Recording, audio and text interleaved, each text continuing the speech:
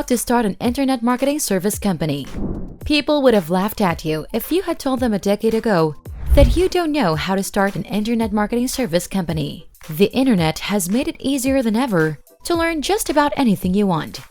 So with all this content and information available, how did you know which ones to learn from and which ones actually work? Luckily for you, laptop lifestyler, for today's video, we will be talking about how to start an internet marketing service company. Remember that while the first step is completing any of this amazing information, the second and possibly more important step is taking action, even if it's imperfect action. In 2022, an estimated $571.16 billion will be spent on digital advertising worldwide.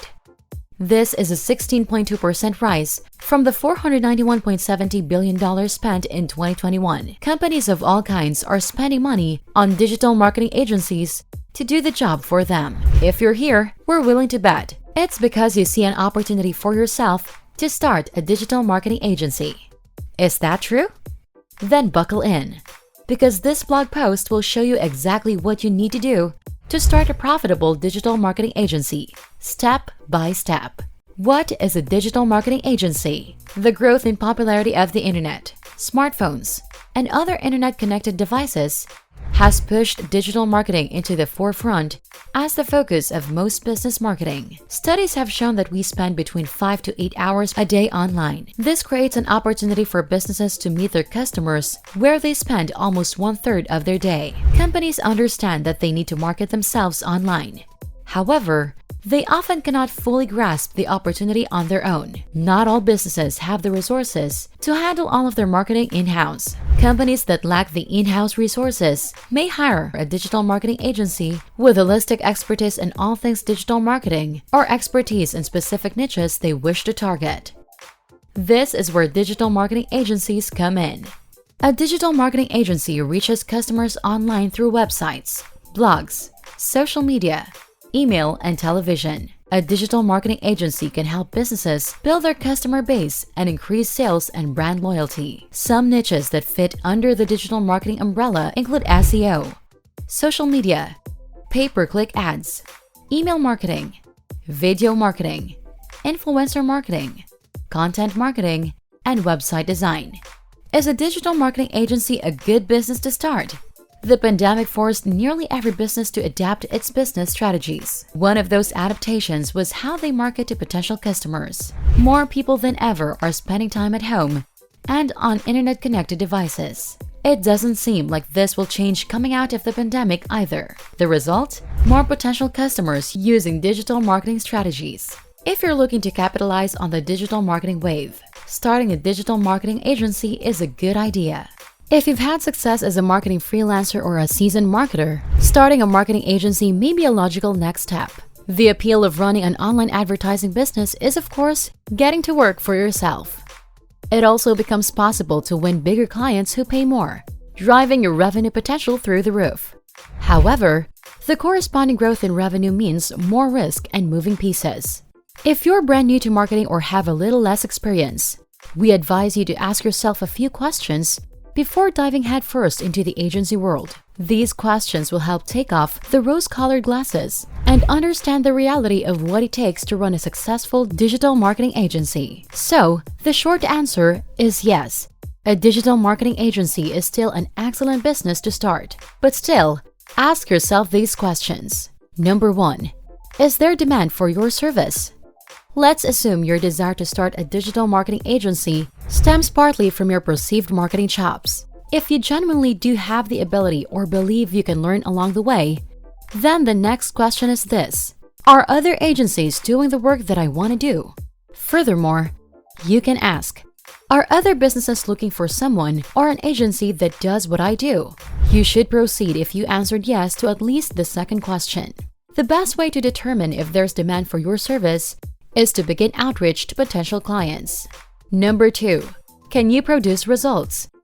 If you have experience working as a marketer, then you should know the answer to this question to some degree. This is one reason why starting as a freelancer or getting a job in digital marketing is fantastic. Working in marketing allows you to gain experience in digital marketing, Figure out what niches or services you're good at.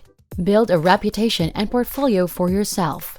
Being a results producer differentiates you from a large number of agencies that quite frankly do little for their clients and don't use tools like SEMrush to track results. With even just basic sales skills, you can grow an agency if you know how to get results in the current marketing climate.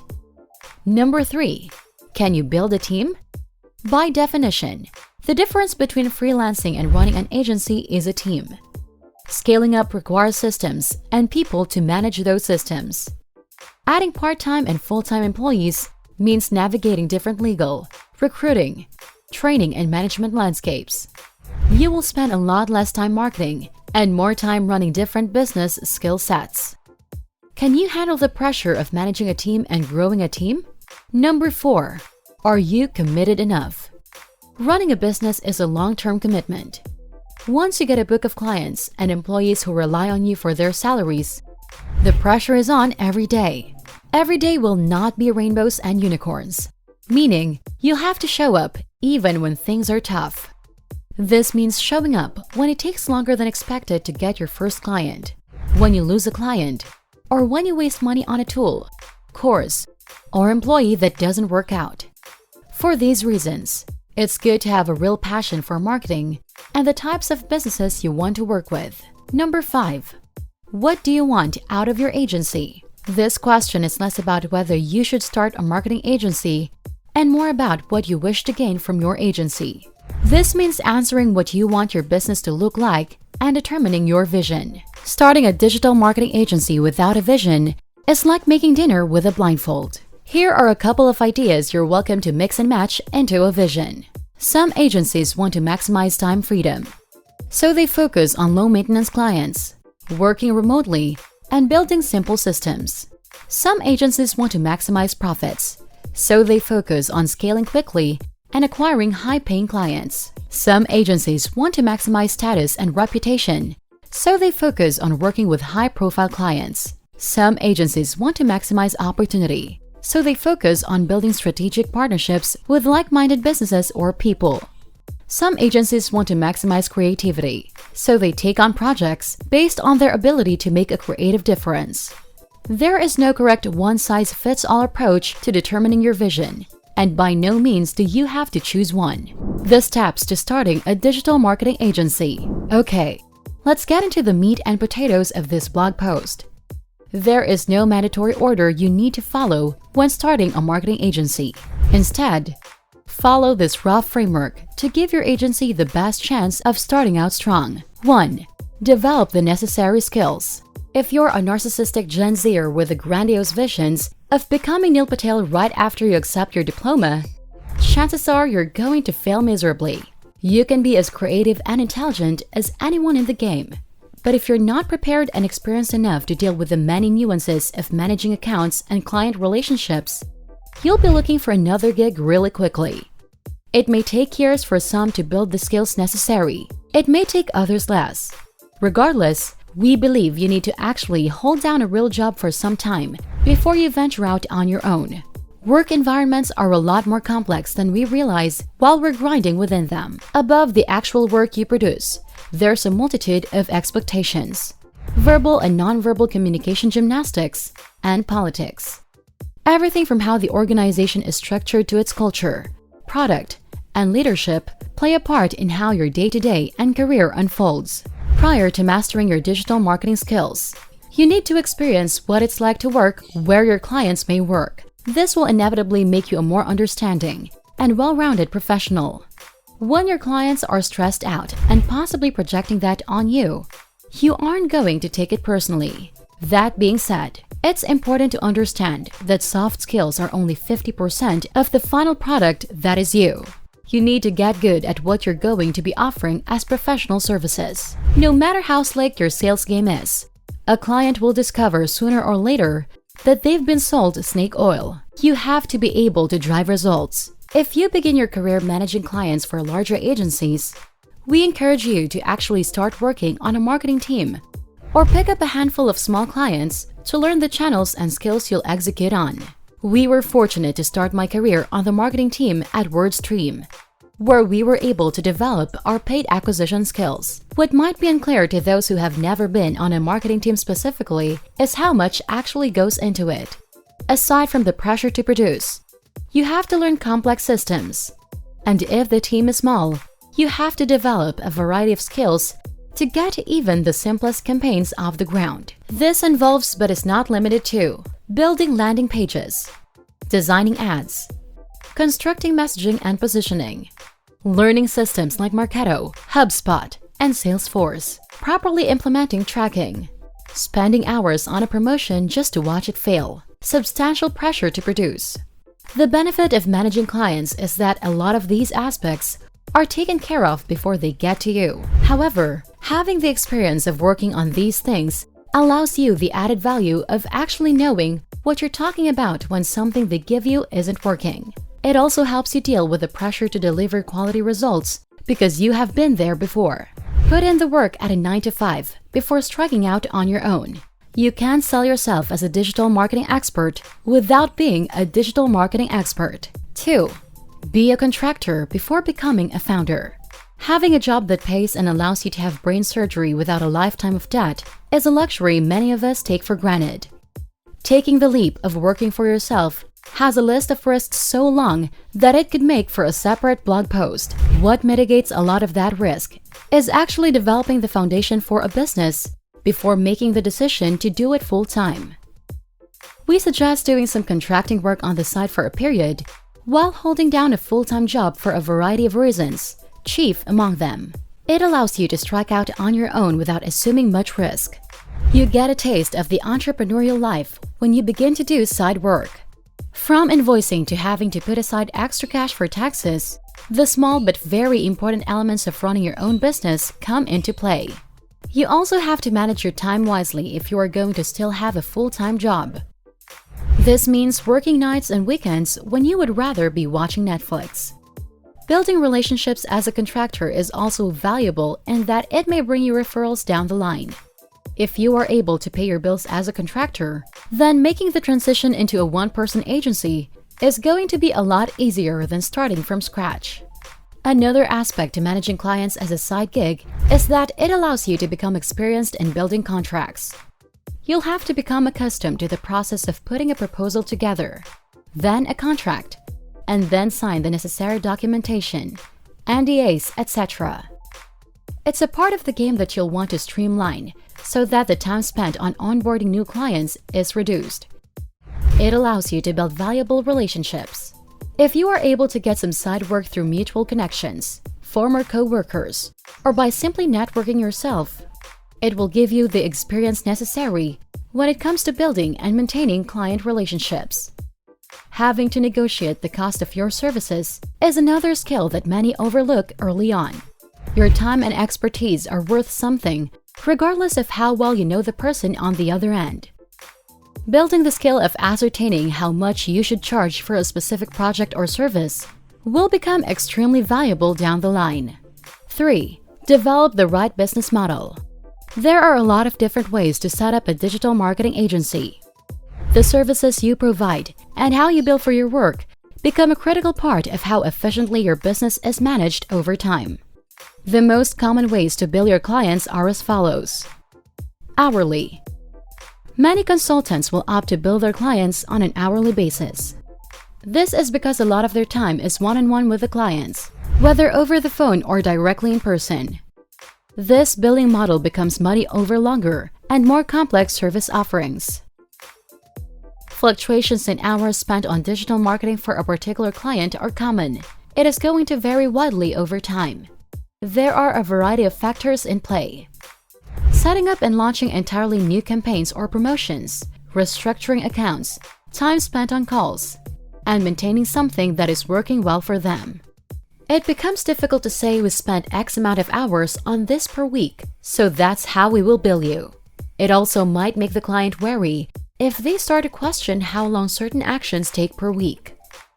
Unless you are offering one-on-one consulting as a part of your service offering, we would stay away from the hourly billing model.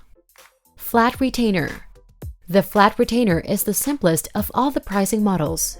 You assess how much the work and time for a specific client is worth, and you both agree on a flat monthly fee. Aside from the simplicity, it allows you to reduce any friction when it comes time to send out the invoice. The client knows exactly how much it's going to cost them, and if you meet their expectations, they will have no problem paying it. The downside to it is if you have a client who scales exponentially over time. We suggest having an agreement in your contract that guarantees that price for a period of time, on a quarterly basis perhaps.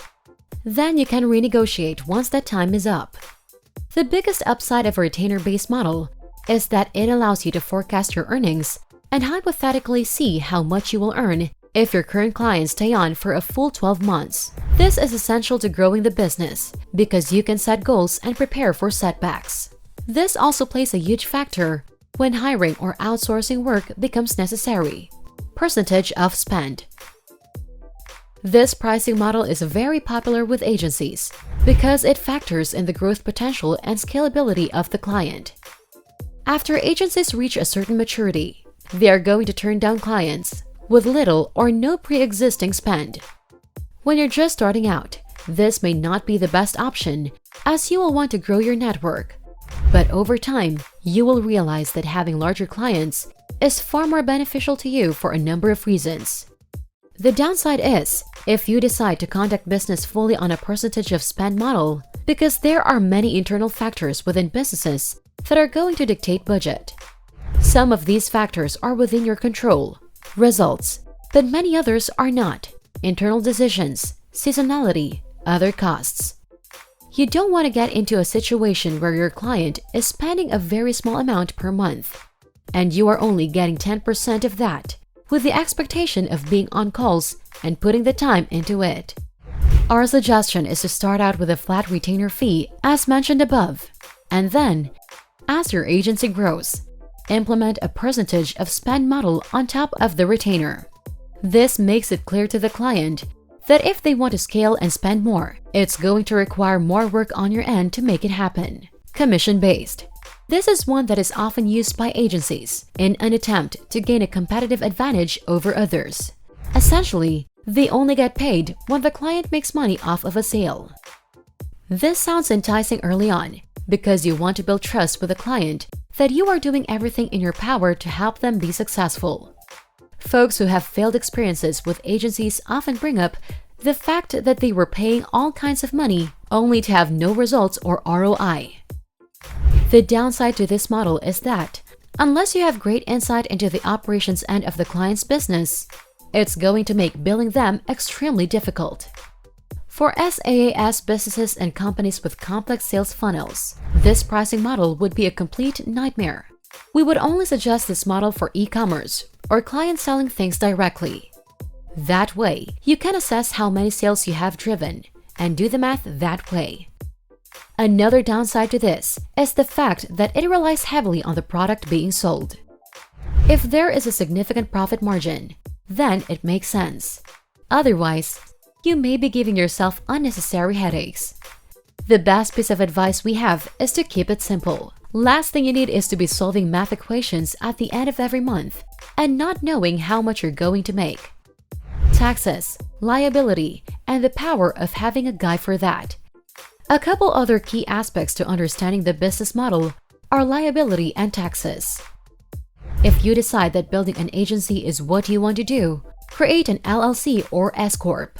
This will grant your personal legal security if something goes terribly wrong, lawsuits. It also allows you a multitude of tax benefits.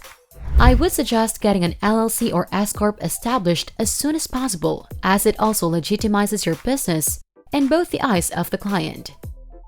Oh, and get a tax person.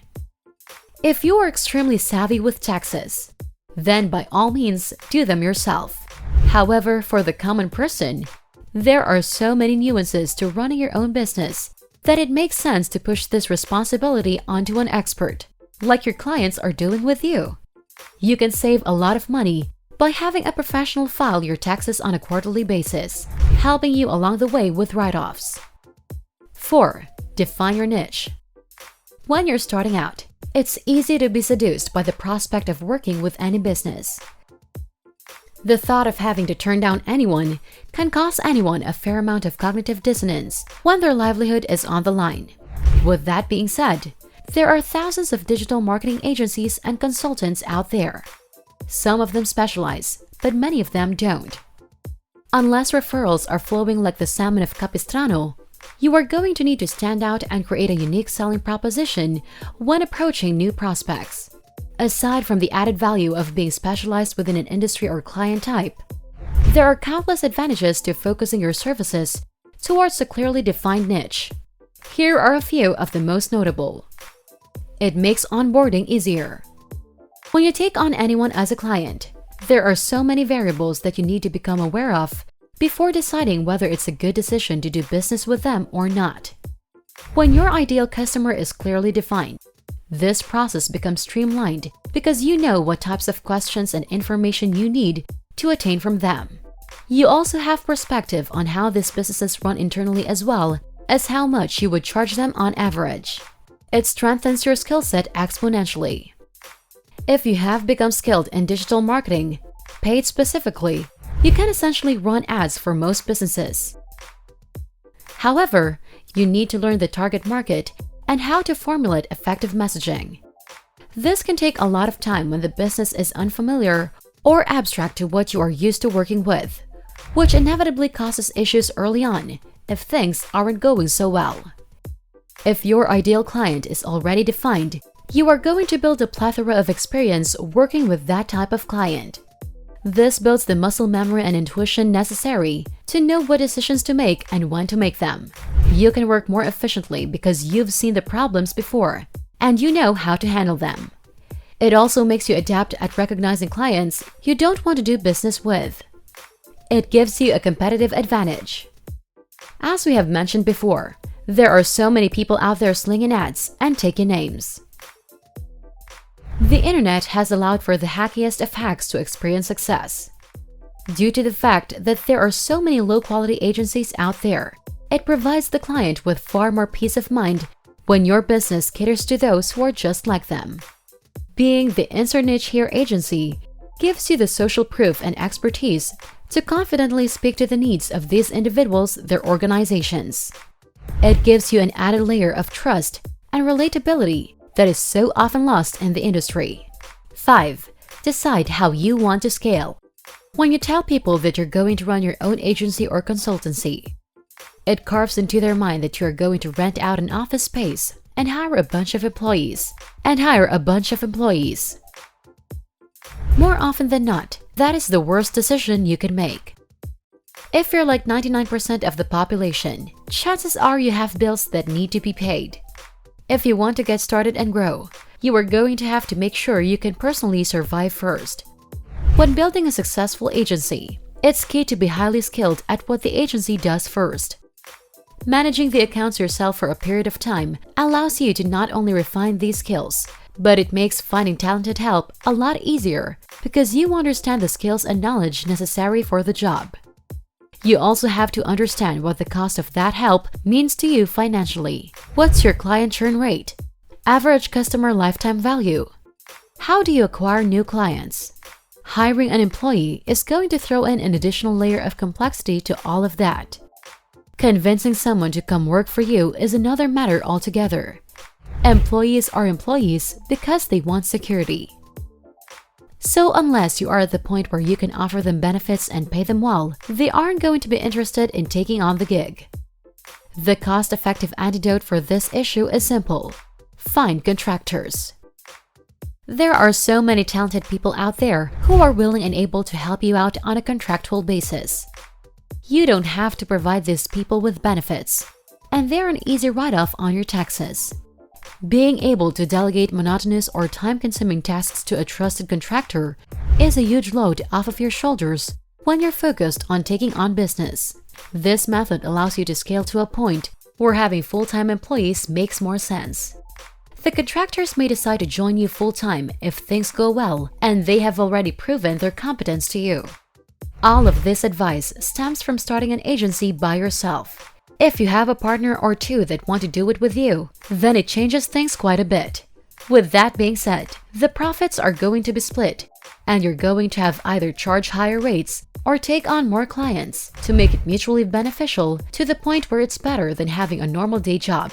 Just something to keep in mind. There's a culture in today's age of startups that extreme growth is the only marker of a successful business.